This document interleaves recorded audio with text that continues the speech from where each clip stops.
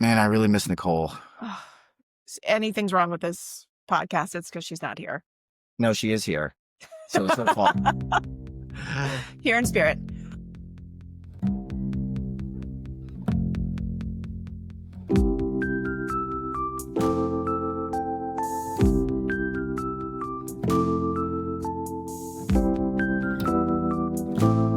Welcome to the Almost Podcast.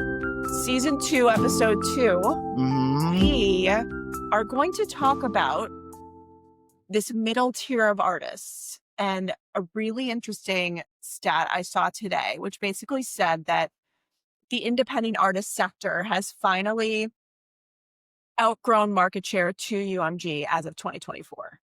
As of 2024, there is more independent music creating more revenue. Creating more by revenue, okay, than UMG. It's pretty significant. I know we have opinions about this. Yeah. I am not, first of all, not surprised to see that growth. Yeah. And not so surprised to see with all of the tools, with the ways that we could put out music, all the distribution companies that are out there, that there is a large amount of independent artists. Yeah. So this makes sense. Yeah. But the saying that it has outgrown UMG's market share is not 100% clear because of... Yeah. Well, let's back up a little bit. Yeah. And we hear a lot about this, and I hear a lot about this with, well, AI is making it so easy for everyone to make music, and it's flooding. And like, you know what?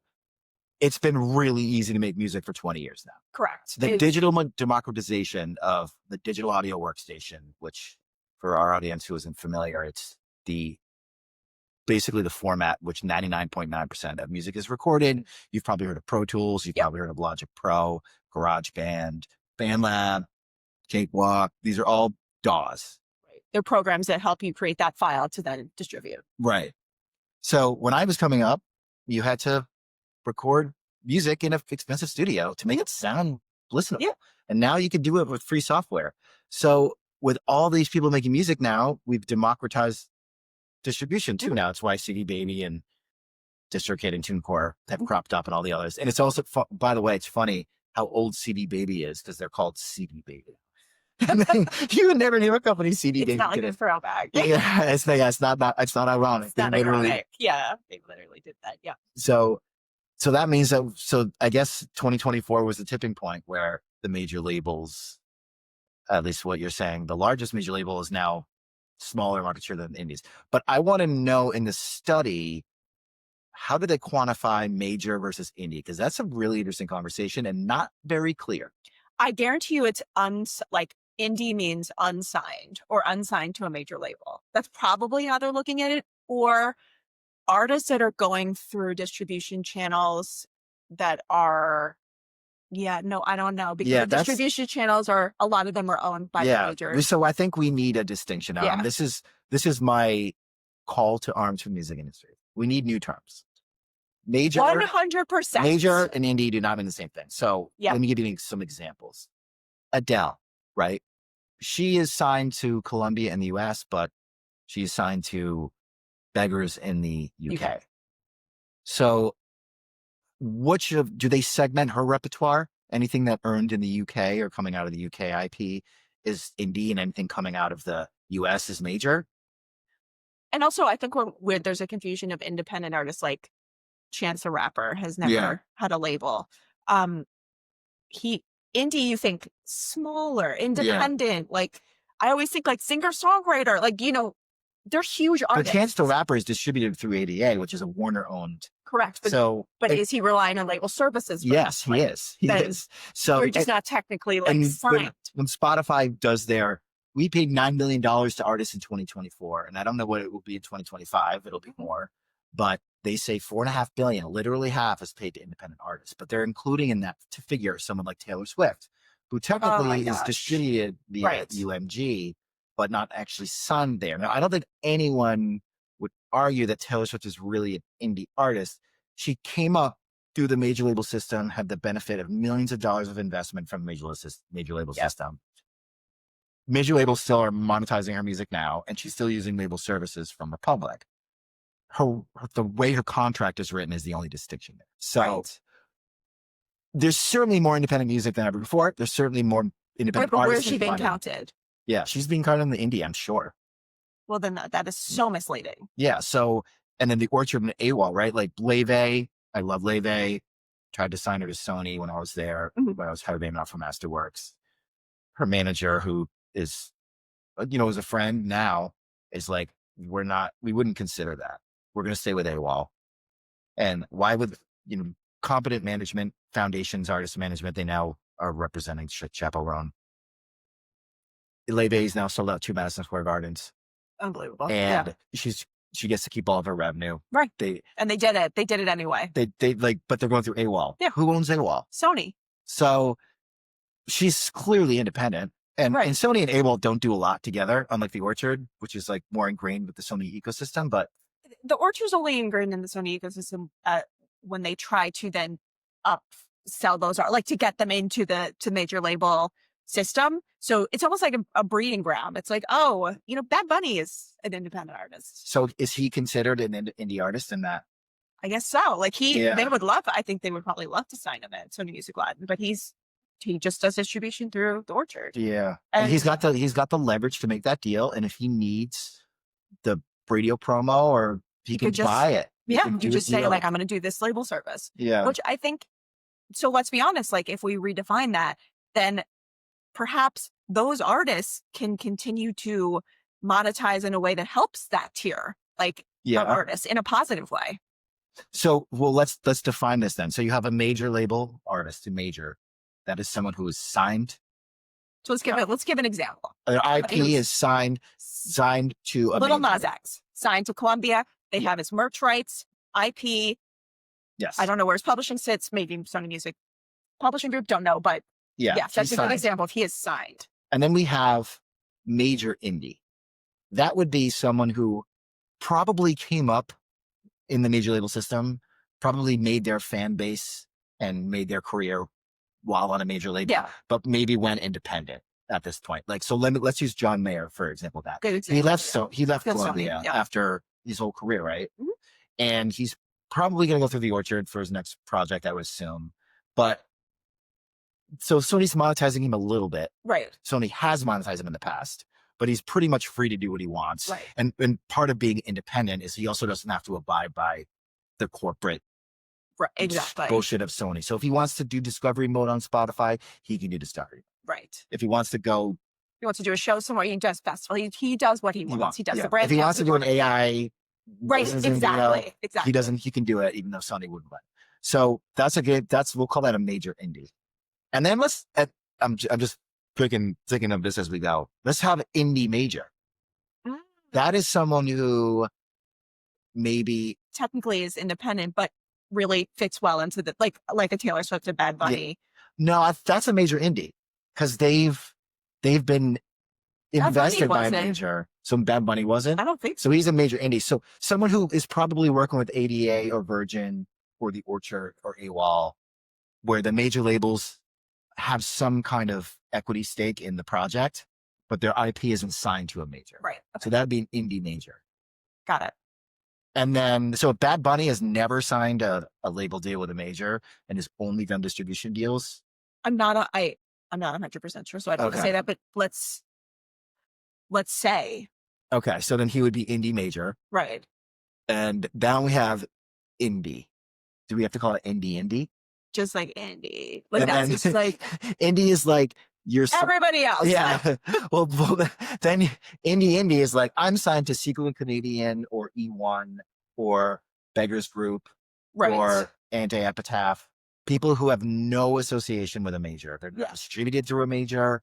They don't use any major label services. They maybe have never been signed to a major. That's indie. And then indie is DistroKid. Literally, I just go to these distribution companies. I put my music in, and that's it. Yeah, nobody wants to listen to it. Right, and if they do, then I will get the attention I need. Yeah. We should pick out artists and walk through like how they got to where they are and why they're in that category. Yeah, I think it comes down to the leverage of the artist, and I answer these questions in my consulting work where, major label deals pre-2010 used to all look the same. you'd sign away Right. Every your like, master rights. yep. You would Usually get, your merch rights, your name and likeness. yeah, you'd sign all that away, and you would get a royalty rate of 12 to 18, 20% when your recording costs were recouped. Mhm. And the master rights were owned in perpetuity by the label. Yeah. And that's why Led Zeppelin is still Warner Music Group's most Right. Because it's profitable all the act, and masters, right? why Bob Marley has been the top 10 most earning artists for Universal Music Group for the last 40 years. But now artists don't do that anymore. Do labels ever sell masters to someone or like but because it's publishing side, it's like just resale like crazy. But Not labels don't really. really do that, right? They hold Small- on to. Yeah, smaller labels will get bought up by bigger labels, Mhm. either smaller indies to an independent conglomerate like Acceleration Music, which is a really cool conglomerate of independent. They're basically trying to create a network of smaller independent labels and then using efficiencies.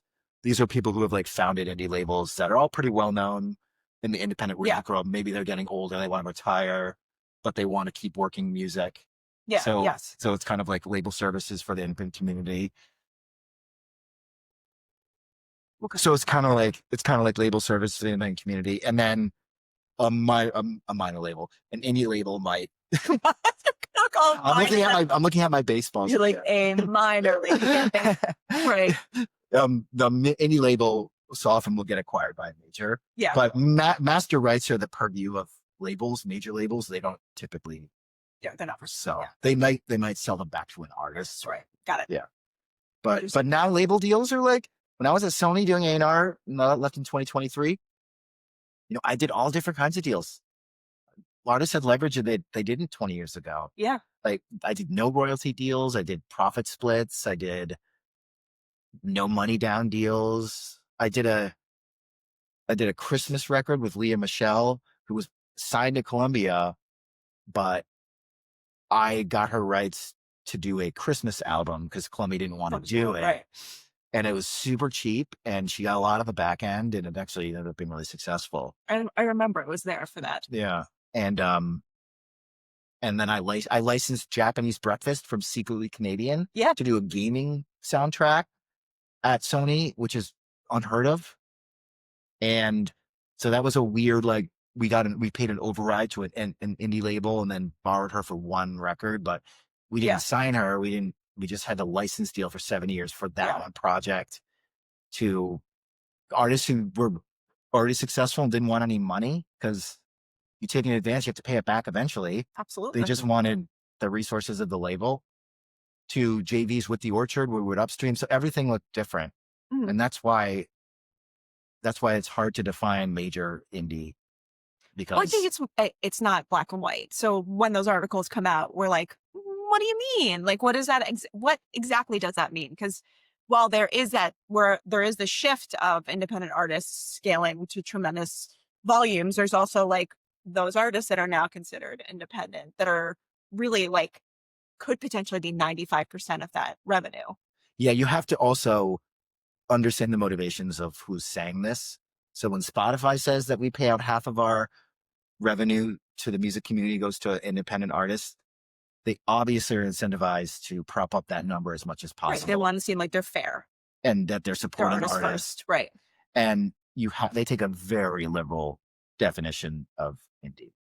So it was much more simple when the distribution channels were physical, and like it either went on the truck that was owned by Warner's, or somebody could afford to pay for the product in the first place to manufacture it. Yeah. Now it's like these tools are free. Yeah. Yeah. So it's like all messy, but it's really interesting. But I mean, do you think this trend is going to continue? Like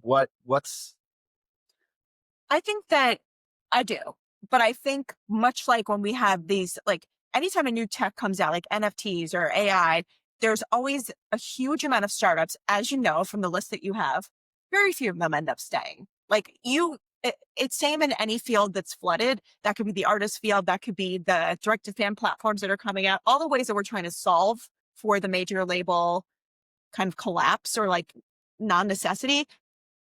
Not everybody's going to survive. But I do think that once somebody figures out how to continue to monetize as a company and also put artists first, get fan data ethically, figure out how to grow artists' careers the right way, they'll survive. But it's too early. Yeah. It's too early to tell. Well, one of the things that is interesting about the major label ecosystem to me over the last 20 years is they've been very nimble about playing in spaces where they haven't been good.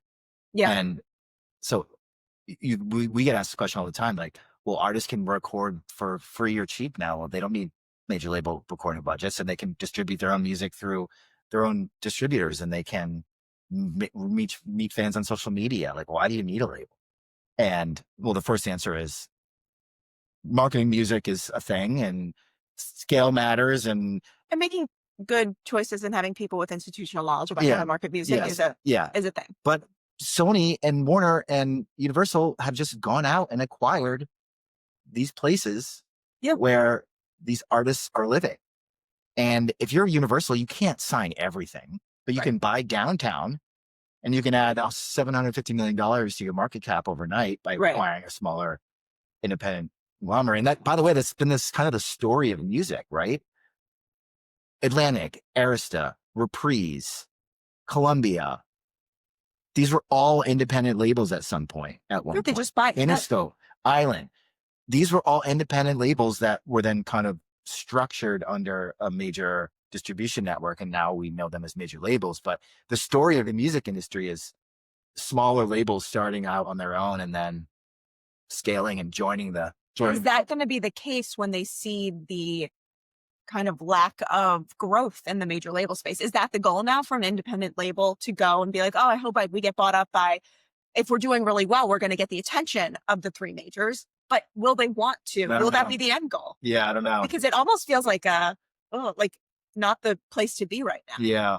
In terms of attracting artists and the health of the label, the major label. Yeah, and the actual services the labels are giving you versus what they say they can give you. Right, and they laid off like a lot of people in sort of like that marketing promotion, like very artist first department. So what does that mean for? If you're going to automate everything on an artist campaign, then like why bother? Right? Exactly. Well, it's interesting watching the gold rush in the foreign territories, because with internet penetration rates spiking in places like the Far East, Africa, India, which is a huge digital streaming market, huge. Latin America.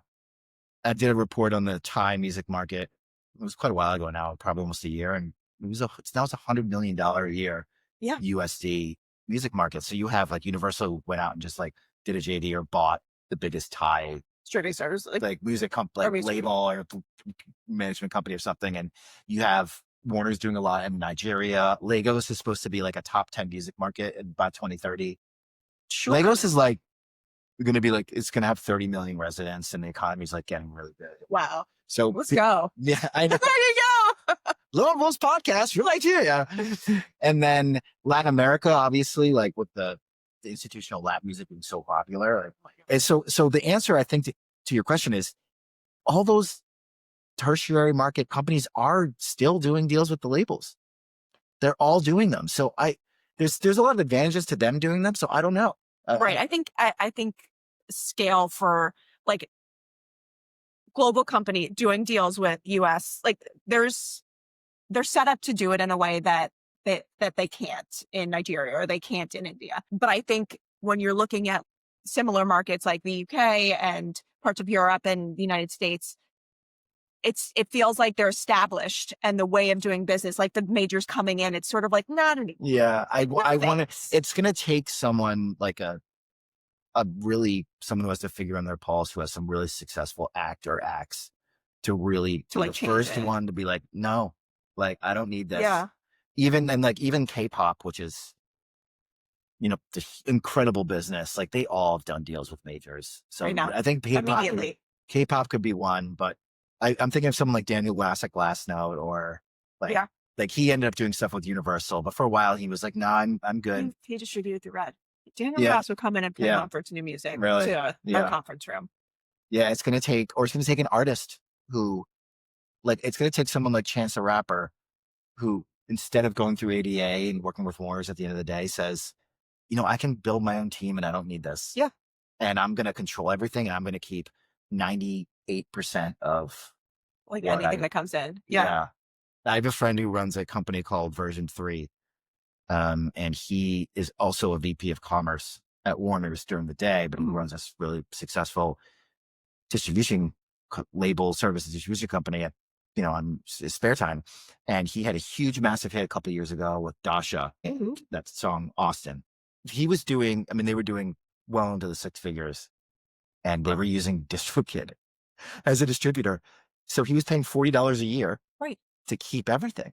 And since he works in commerce, he knows what he's doing. And now the story from there is that Dasha ended up signing her to Warner's, and now she's a part of there. Because we're not out of that major label woods yet. But no, there's too much of it. There's like a cliff in between that needs to be filled. But I think all of these companies are starting to try and fill it. But it's too, there's too many, it's too segmented. Like something needs to come together that fills that void that is a little bit more like chunky for artists. It's not there yet. Yeah, it's also hard. Like, I'm thinking out loud about all the advantages being on a big label does give you. Like, if you really want to be like, if you have ambitions to be like a pop star or household name, like, you still gotta like. But I agree. Like, major labels are shedding the people that help you get there. Yeah, and they're also not incredibly innovative. Like, if you want to be, it's a timing thing. I don't ever want to say luck, because luck doesn't really exist, but it's timing, and it's the right team. It almost sounds like you did business development at Sony and you're a little disappointed. I think that low risk was always a big thing, which is fine. But in an environment like we're in now, you need to take some big risks. And I think they are in like the D2C space now, which is good. But to watch like really good artists kind of be ignored because they weren't performing in the way they thought they would, without instead, like we had talked about before, shifting your attention and saying, maybe we need to pivot a little bit. And, like the audience, we're getting the audience response, but it's not charting the way it should or whatever. They're like, on to the next. I hate that. Because there's so much volume of artists and TikTok viral overnight sensations. And how do you manage all that? It would drive me crazy at Sony when people who had been working there for their entire careers and had never picked up an instrument, would never done it, treated artists like it was just another line on the P&L. Yeah. And they, if you don't work hard on behalf of this artist, whatever, you're still getting your paycheck. There's another artist. You're like fucking with someone's livelihood and literally. their dream and their ability to support their family. Yep. And when artists do bad deals and labels do bad deals, but when you sign someone up and you decide that they're not a priority after you bought up their master rights and you're going to shelve it, like, you're literally fucking with someone's life. Yeah. And it's far too few people who work in the big music institutions. And I'm not just saying the major labels. I've seen that at promoters and big ticketing companies too, but you're like really fucking with someone's dream. And it's art. Like their life. Yeah. And it drove me crazy. It drove me crazy. It's inconsiderate. And I think taking the human aspect out of it, that's what happens when you're a big company. Then they really do only see the P&L. They did it for employees too. Yeah. Like, there's no human part of laying people off. It's like, hey, bye, you don't work here anymore. Yeah. You're like, okay. Yeah. Bye. Well, that's why we started the Lone Wolves. It's to build an industry that we want. Yeah. Or to figure out what's next and how we can help too. Yeah. Like, where do we fit in? We have over 800 wolves in our Slack channel from companies across the tech, entertainment, and music space. And we know a lot. Yeah. Yeah. We know where the bodies are buried. Yeah. I don't know. Just kidding. I don't know. I'm talking about. Well, thank you for watching, listening. Feel free, or please like and subscribe. And comment too. If there's something you want to hear about, yeah, let us know. And we'll see you next time.